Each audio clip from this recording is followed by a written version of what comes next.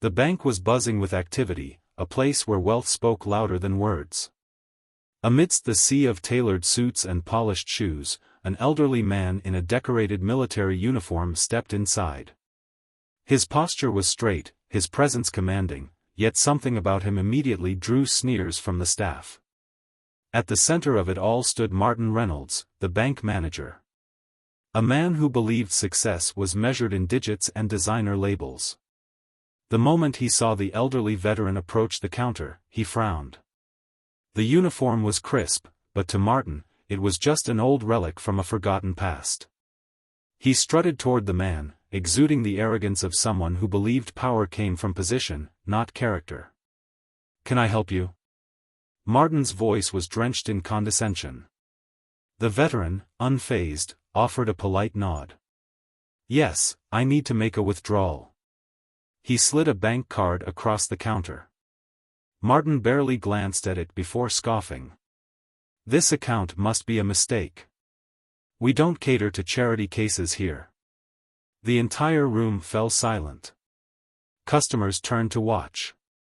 Tellers froze in place. The disrespect was palpable, but the veteran remained composed. "If you check the account," the veteran said calmly, "you'll see that everything is in order."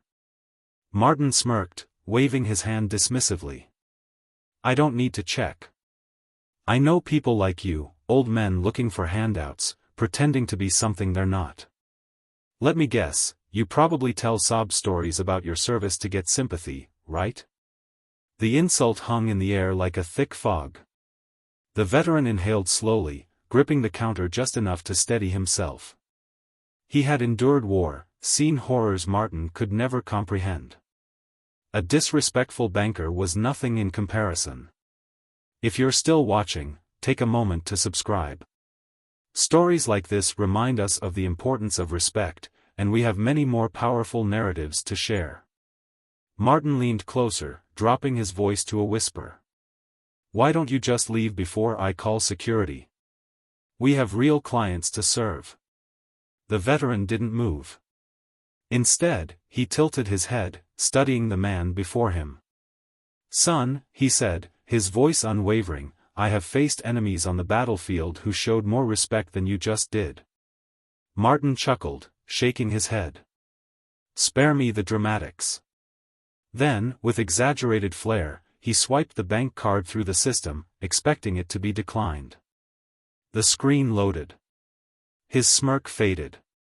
The numbers that appeared made his stomach drop. The account balance was staggering, millions. Martin's breath hitched. He tried to swallow, but his throat had gone dry. His mind raced through everything he had just said, the sneers, the insults, the dismissiveness. He had treated this man like a beggar when, in reality, he was standing in front of someone who had given everything for his country. He looked up slowly, hoping, praying, that General Lawson hadn't seen the screen, that maybe he didn't know just how drastically Martin's attitude had shifted. But the veteran's eyes told him otherwise. He had seen it all. And he wasn't the only one. Gasps rippled through the bank. A woman near the entrance clutched her purse, eyes wide with disbelief. One of the tellers, who had been pretending not to listen, visibly cringed. A man in a business suit pulled out his phone and started recording.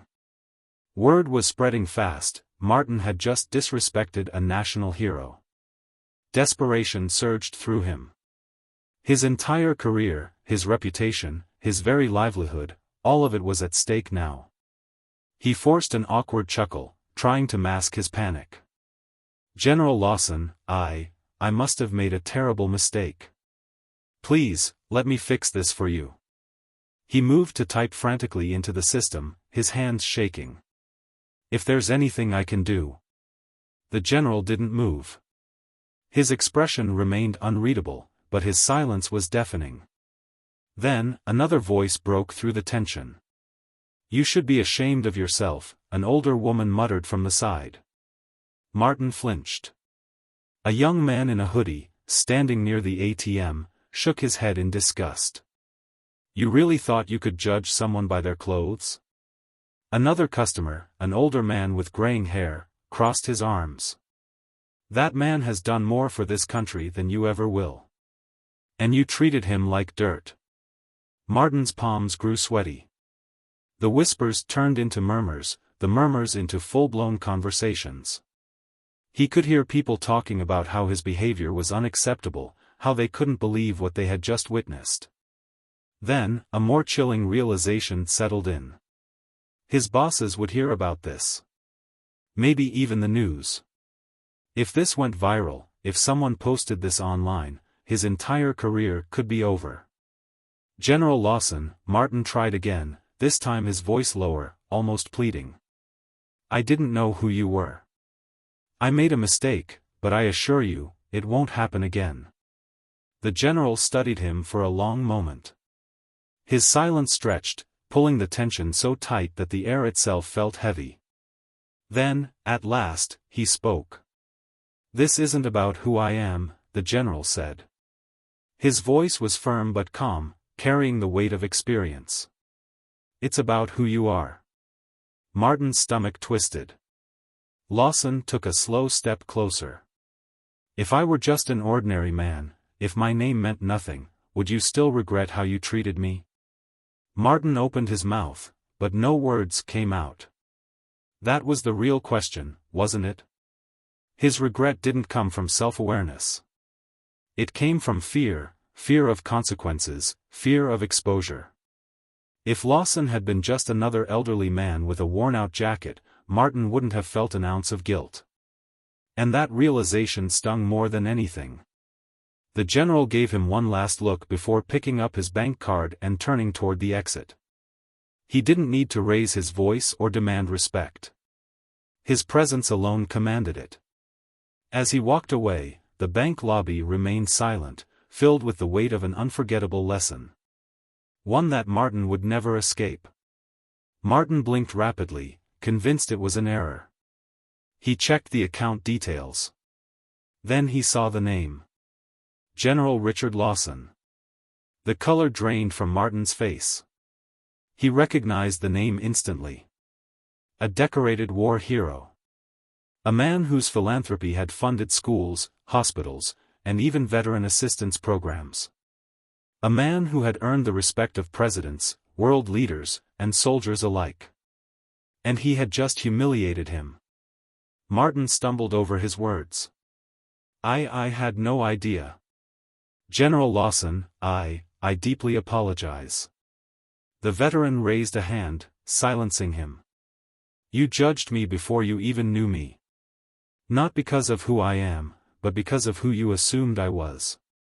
Martin swallowed hard, realizing the weight of his mistake. Around them, whispers filled the bank. Employees stared in shock. Customers shook their heads in disapproval.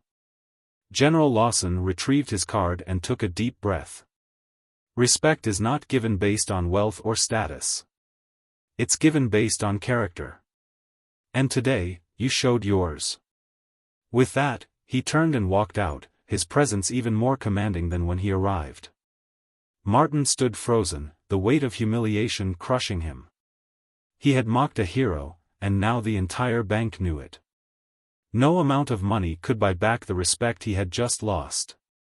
This story reminds us all, true worth isn't found in appearances but in actions.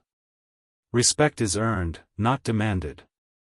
And those who judge others based on assumptions often end up regretting it.